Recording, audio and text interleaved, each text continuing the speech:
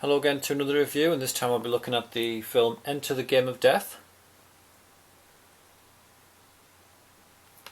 which is next to my line of Bolo Yeung films. This DVD is by Vengeance Video. It's 86 minutes long, comes with the original trailer. So that's Enter the Game of Death, and this film is otherwise known as Si Wang Mo Ta, and it's directed by Kuo Xiang Lin and Joseph Velasco. So, Enter the Game of Death. So, according to the DVD box, it says in the back here that this is based on the Bruce Lee's original vision for his final uncompleted film, Game of Death. Whether that's true or not, I'm not too sure. Probably not. But in my opinion, this is a lot better than the mess that the Game of Death finally became once in the hands of was it Robert Klaus directed it, but it ended up being a pile of garbage, and this is actually, for what it is, pretty good. So this is one of the vast swathe of Bruceploitation, Bruce Lee clone films that came out in the wake of his untimely death. Incidentally, how the Chinese film industry got away with such insensitivity, I'll never understand. You know, it can be nice for Bruce Lee's family to see all these impersonators coming along, and films like Bruce Lee Fights Back from the Grave. You know, it just seems very disrespectful. I mean, you wouldn't have say Heath Ledger. You wouldn't have a Heath Ledger impersonator called Heath Ledger. You wouldn't have him come along and start making films, and you know, it would be totally disrespectful. The only actor I can think who's ever done it for is Bruce Lee. But anyway, so anyway, this one stars Bruce Lee, L-E, Bruce Lee, Bruce Lee.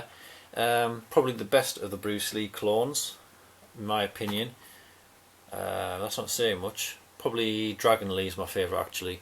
So he's the second best of the Bruce Lee clones. And the story concerns some unspecified Chinese secret documents that have gone missing and are in the wrong hands. And they could prove disastrous for the Chinese government if they fall into evil hands. So, naturally this means that the Germans, because this is set around about the time of the war, this means the Germans and the evil Japanese want to get their hands on the documents as well. So, the Chinese government, the good guys, they hire a young, wandering, reluctant hero, Bruce Lee, whatever, to fight his way to the top of a pagoda where the documents are apparently being kept, and where each floor is guarded by a different martial arts master. Now that's kind of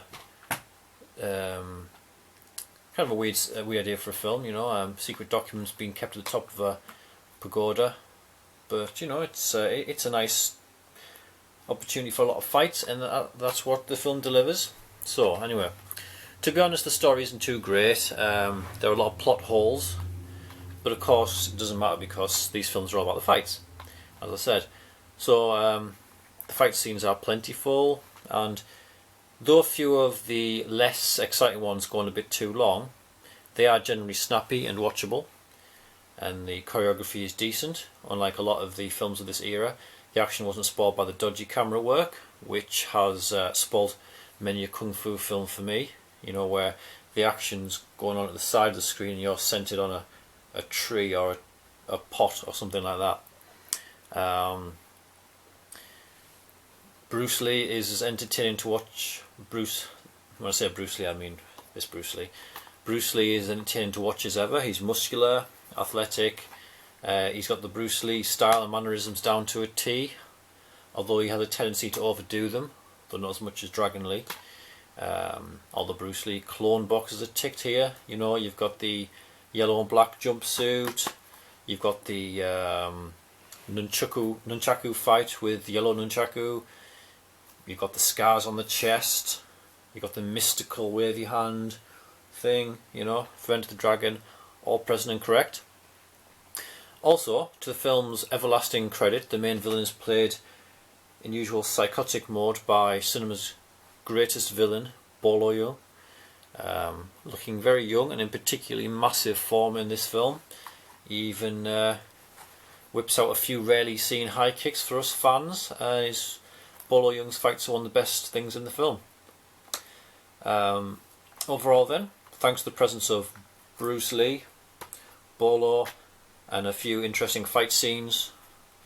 Most notably, there's a fighter who flings snakes at our hero and sprays him with gallons of blood from the body of a cobra whose head he's just bitten off. This is a definite step above the usual atrocious quality of most Bruce Lee clone films.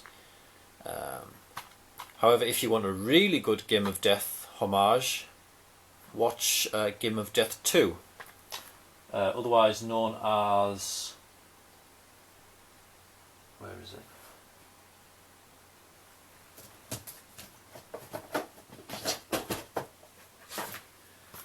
Otherwise known as Tower of Death, and this is one of my all-time favourite Hong Kong martial arts films. Excellent film. So anyway, that's my review of Enter the Game of Death. One more thing of note, the end fight is with a muscular black guy, and on IMDb it seems to credit him as being Steve James. I've watched the film a few times, and yeah, it's a black guy with a moustache, but I'm pretty darn sure that's not Steve James. But if you ever see the film, have a look yourself, maybe I'm wrong. So yeah, that's my review of Enter the Game of Death. So thank you for watching. Goodbye.